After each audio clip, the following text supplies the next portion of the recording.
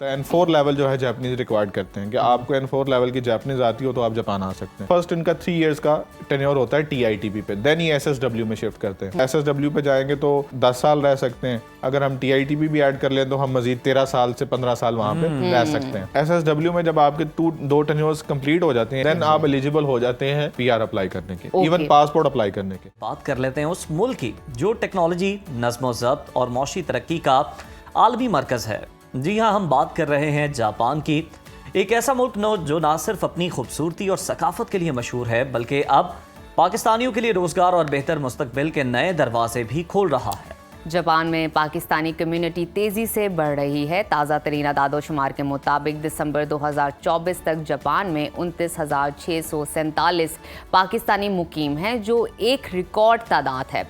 ख़ास तौर पर 2019 में मुतारिफ करवाए जाने वाली visa scheme specified skill worker यानी SSW के तहत पाकिस्तानियों को सेहत की देखभाल, तामीरात, ज़राअत और होटल मैनेजमेंट समेत मुख्तलिफ शोबों में काम करवाने के मौक़े फराहम किए जा रहे हैं। पाकिस्तानियों के लिए जापान में रोज़गार के मौक़े कैसे हासिल किए जा सकते हैं, जापानी वीज़ा के लिए किन शराइत को पूरा करना ज़रूरी है और जापान में ज़िंदगी कैसे होती है, इन तमाम पहलुओं पर बात करते हैं, जानते हैं। हमारे साथ मौजूद हैं इमिग्रेशन कंसल्टेंट हसन भट्ट साहब। हसन साहब, वेलकम टू सुनो पाकिस्तान।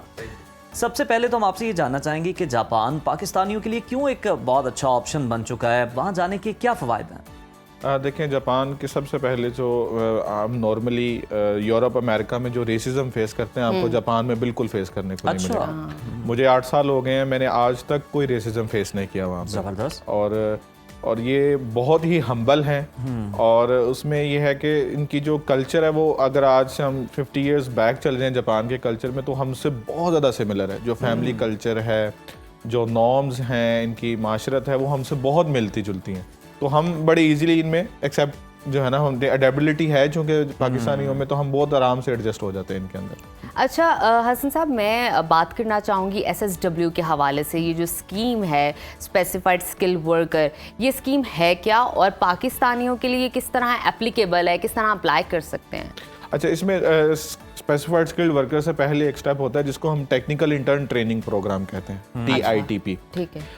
इसमें बच्चे जब जाते हैं यहाँ से, बेसिकली ये G2G गवर्नमेंट का हमारा हुआ हुआ कॉन्ट्रैक्ट, उसमें बच्चे जब जाते हैं वहाँ पे, तो फर्स्ट इनका 3 इयर्स का टेन्योर होता है TITP पे, देन ये SSW में शिफ्ट करते हैं। बहुत सारे मुल्कों से लोग डायरेक्टली SSW में जाते हैं, लेकिन अनफॉर्चुनेटली पाकिस्तान में अभी तक SSW का जो स्किल टेस्ट है वो अभी तक स्टार्ट नहीं हो पाए, जो कि एक्सपेक्टेड हैं कि मई में, जून में स्टार्ट हो जाएंगे 2-3 कैटेगरीज में, लेकिन अभी तक चूंकि स्टार्ट नहीं हो पाए, तो हमारे पास जो ट्रैक है वो ऐसा है कि पहले हमने TITP पे जाना है और उसके बाद हमने जो है SSW में शिफ्ट करना है। एक तो ये हमारा जापान में रहने का स्पैन जो है वो बढ़ा देता है।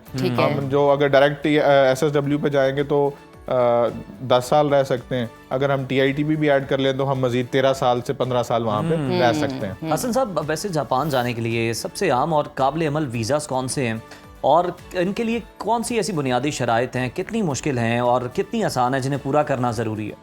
देखें, बहुत आसान है जापान जाना अगर आपके डॉक्यूमेंट्स कंप्लीट है। जैसा कि अगर किसी ने वर्क वीज़ा के लिए जाना है तो नो एजुकेशन बैकग्राउंड, बड़ा मिनिमल सा, किसी ने अगर मैट्रिक भी किया, इंटर भी किया, तो वो भी जा सकता है। सिर्फ एक जो इशू है वो है लैंग्वेज का। आप किसी भी जगह से, एक जापानीज में लेवल होते हैं N5 से लेके N1 तक। N5 बिल्कुल स्टार्ट होता है। N4 लेवल जो है जापानीज रिक्वायर्ड करते हैं कि आपको N4 लेवल की जापानीज आती हो तो आप जापान आ सकते हैं।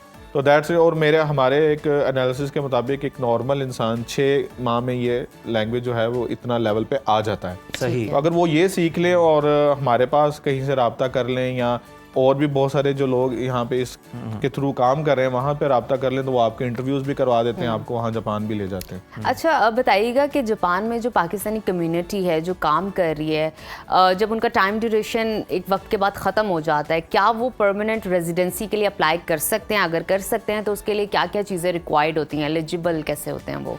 देखें, जैसे कि मैंने अभी बताया कि TITP SSW में जब आपके दो टेन्योर्स कंप्लीट हो जाते हैं, यानी कि 5 साल और 5 साल का, देन आप एलिजिबल हो जाते हैं PR अप्लाई करने के, इवन पासपोर्ट अप्लाई करने के।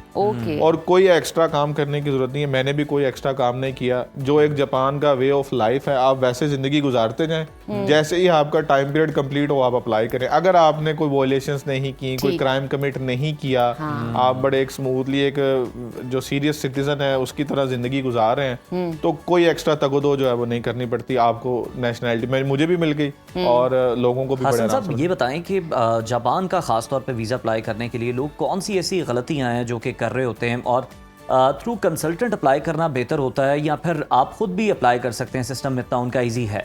देखें इजी तो बहुत है लेकिन वो सिर्फ विजिट वीज़ा के लिए। लेकिन अगर आप इमिग्रेशन अप्लाई करना चाहते हैं तो जापान साइड पे कंपनी रजिस्ट्रेशन, वीज़ा एप्लीकेशन, बहुत सारे मसाइल होते हैं, अपार्टमेंट रेंट आउट करना, वो सारी चीज़ें होती हैं, वो बगैर किसी कंसल्टेंट के आप नहीं कर सकते। और लैंग्वेज बैरियर वहाँ वैसे लैंग्वेज बैरियर ऑब्वियसली वहाँ पे है। और अगर आप वर्क पे आए तो ऑब्वियसली इंटरव्यू होगा तो आपकी सिलेक्शन होगी, तो उससे पहले इंटरव्यू के लिए आपको लैंग्वेज सीखना जरूरी है। सही। तो वो ये तो 2-3 चीजें हैं। और दूसरा ये है कि सबसे पहले अगर कोई बंदा आपको ये कहता है कि हम लैंग्वेज के बगैर आपका कुछ करवा देंगे, तो वो 99% जो है ना वो रेड फ्लैग है। हाँ जी, वो वहाँ पे जाके लोग, फिर मैं वहाँ पे लोगों की बहुत सारी कंप्लेंट्स भी लेता हूँ, लोगों को हेल्प भी करता हूँ। वो जाते हैं तो उनको फिर वहाँ पे इश्यूज के जॉब नहीं मिलती, ठीक है, वहाँ पे क्योंकि वो अलाउ नहीं होता उनको कहीं पे काम करना। तो वहाँ पे जाके हमारे लोग जो हैं, थोड़ा लफ्ज़ अजीब है, जलील किस्म की हद तक लोग हो जाते हैं, क्योंकि आप देखें आप कर नहीं सकते, आप काम नहीं कर सकते, तो आप अपनी जो ज़िंदगी है वो कैसे चलाएंगे। अच्छा ये बताइए हसन साहब कि एक महीने में कितना कमा लेते हैं वहाँ पर, आप कितना कमा सकते हो मैक्सिमम, और कितनी टाइम ड्यूरेशन होती है, कितना अर्निंग इतनी अच्छी होती है कि आपका मंथ का सारा एक्सपेंस निकल आए? देखें मैक्सिमम की तो कोई लिमिट नहीं है, ठीक है, मतलब आप लेकिन मिनिमम की अगर हम अगर बात हाँ करें, जी बिजनेस में है ना, तो जितना चाहे आप कमा सकते हैं, अपॉर्चुनिटीज ठीक है। हैं। तो मिनिमम पे हम बात करते हैं। मिनिमम ऐसा है कि अगर आप मिनिमम में भी हम मिनिमम वेज पे बात करेंगे, ओके, वर्कर्स, हाँ जी वर्कर्स की, तो उसमें जो मिनिमम हमारे जो सूबा है, जो प्रेफेक्चर है, वहाँ पे तकरीबन मिनिमम भी आपको 1000 येन पर आवर जो है वहाँ पे किया जाता है। अच्छा, मिनिमम पे। और ये जापान का जो है, मैं आपको बताता चलूँ कि इनका गोल है कि बाय 2030 इन्होंने इस को एवरेज 1500 पे, सॉरी 1500 पे लेके आना है। ओके। तो उसमें ये है कि इन फ्यूचर हमारे लिए एक इस वाले से भी अच्छी डेस्टिनेशन है कि जापान पर आवर वेजेस जो हैं वो बढ़ा रहे हैं। जबरदस्त। तो मिनिमम पे अगर आप देखें, अगर अब 8 to 5 काम करते हैं, कोई ओवर टाइम नहीं है, कुछ नहीं करते, देन आप पाकिस्तानी 3 लाख रुपया कमा लेते हैं। ओके। और इसमें अगर आप अखराजात निकाल दे तो मेरे अंदाजे से अगर आप एक नॉर्मल लाइफ, मतलब लग्जरीज की तो फिर आपको पता लिमिट नहीं है, लिमिट नहीं है। आप अगर अच्छी लाइफ, नॉर्मल लाइफ गुजारते हैं, घर में ओबियसली खाना पकाना करते हैं, क्योंकि हलाल फूड बाहर से मैकडोनल्ड वगैरह हम नहीं खा सकते, वो हलाल नहीं होता, तो आपको खुद बनाना है। तो वो खुद बनाना है, आपको खाना है, तो उस वो करके आप तकरीबन पाकिस्तानी 2 लाख रुपए बचा लेते हैं। असल लास्टली बस क्विकली हमें ये बता दीजिएगा कौन सी गलतियां हैं जो लोग वीज़ा अप्लाई करते हुए करते हैं, उन्हें नहीं करनी चाहिए, कोई नसीहत, कोई मशवरा आप उन्हें देना चाहें?